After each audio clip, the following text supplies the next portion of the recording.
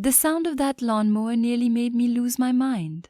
Not because it was loud, but because every single time I tried to mow my lawn afterward, my gas can was mysteriously empty. And when I finally discovered who'd been stealing from me, I didn't call the cops. I didn't confront him. Instead, I let him ruin his own lawnmower.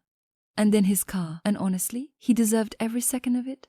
If you love stories where karma hits like a freight train, hit subscribe right now. Drop a like and tell me in the comments what's the pettiest revenge you've ever witnessed. Because this one was beautifully disgusting. So this happened years ago, back before everybody had security cameras wired around their house 24/7. Back then, if something weird kept happening around your property, you had two options. Trust your gut or become your own detective. I lived in a pretty quiet neighborhood. Small houses, small yards. The kind of place where people waved at each other in the mornings but still secretly judged whose grass looked terrible. And my neighbor? This guy was the human version of expired milk. Everybody on the block knew him. Loud, lazy, always bored. Owing. Things that somehow never got returned. The type of guy who'd smile to your face while checking if your garage door was unlocked. But at the time, I didn't realize how bad he actually was. What first tipped me off was my lawnmower gas can. It was a standard 5-gallon red container I kept out back near the patio. Nothing fancy. But every time I went to mow the lawn, I'd pick it up and think, why the hell is this thing almost empty again? At first I blamed myself. Maybe I'd forgotten how much I used last time. Maybe the mower was burning through more gas than usual. But then I stopped dead one afternoon while filling the mower. The mower tank only held about a quart. A quart. There was absolutely no logical reason I should be going through gallons of gas every week unless I was mowing a football field. And I wasn't. I started noticing little things after that. The gas can cap wasn't screwed on the same way I left it. Tiny footprints near the side gate. Once, I even found the backyard gate cracked open by an inch. That cold little feeling settled into my stomach. Someone was coming into my yard. And suddenly every time I left the house, I found myself thinking, NG, about that gas can.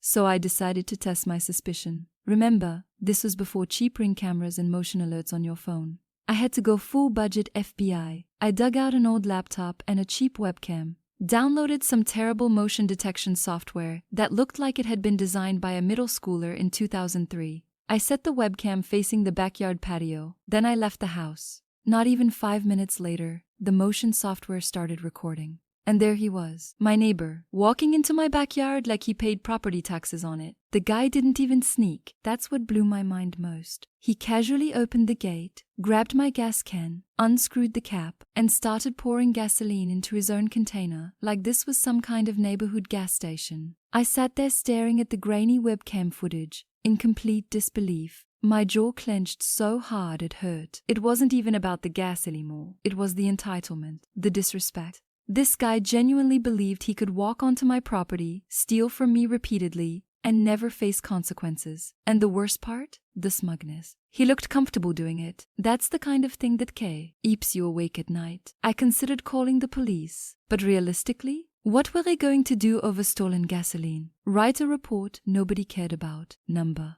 I wanted him to learn something. I wanted him to feel the same frustration he'd been causing me for weeks. That's when the idea hit me. And once it entered my brain, I couldn't stop laughing. For the next week, every single time I used the bathroom, I contributed to a very special little project. Straight into the gas can, day after day. By the end of the week, that can was absolutely full. Now, weirdly enough, old gasoline has such a strong smell that the can still reeked like gas. Especially to someone dumb enough not to check properly, which described my neighbor perfectly. Then came phase 2, the performance. I made sure he saw everything. I went outside and dramatically checked the fluids in my car, packed a couple bags into the trunk, walked in and out of the house like I was preparing for a long trip.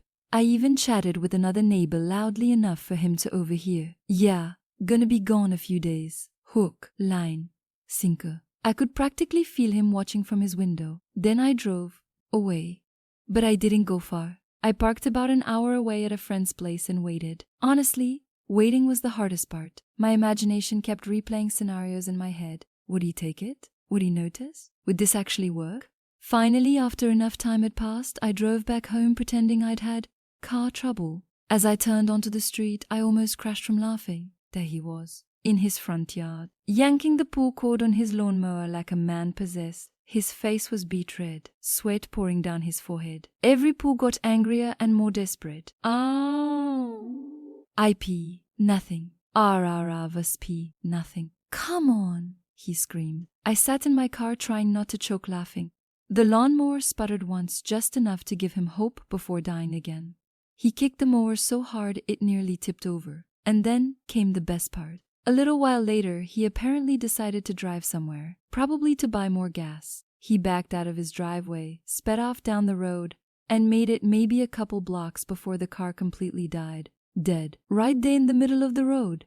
I watched him get out and slam the door hard enough to shake the entire car. The guy looked like he was about to have a spiritual breakdown. And suddenly, every gallon he'd stolen from me felt fully repaid. I walked back to my patio afterward and checked the gas can. Empty. Every last drop. Mission accomplished. Now here's the thing that really seals this story. This guy wasn't just some harmless idiot stealing gas. Over time, I found out he was genuinely a terrible person. Constantly causing problems, sketchy behavior, random people showing up at weird hours, screaming matches in the street. Eventually I learned he even had active arrest warrants. And honestly, after everything, I couldn't resist one final move. I applied for a sheriff's ride-along program. In his name. I still don't know exactly how that conversation went down when authorities realized the guy with warrants had essentially volunteered himself into contact with law enforcement. But I do know he got arrested not long afterward. And when I heard the news, I just sat there grinning. Because sometimes karma doesn't arrive dramatically. Sometimes it starts with a nearly empty gas can. And sometimes the people who think they're the smartest in the neighborhood end up destroying their own lawnmower, killing their own car, and walking straight into their own arrest, all because they couldn't stop stealing from someone who finally decided to push back. The craziest part is that revenge usually sounds glamorous in movies. Huge speeches, explosions, public humiliation. But real revenge? Real revenge is quiet. It's watching someone self-destruct because of their own greed. And honestly, that's way more satisfying. If you enjoyed this story, hit that like button and subscribe for more Reddit revenge stories where karma comes back with perfect timing. And tell me in the comments, what's the most satisfying act of revenge you've ever seen someone pull off? Because this neighbor thought he was stealing free gas, but in the end, he paid for it in the dumbest way possible.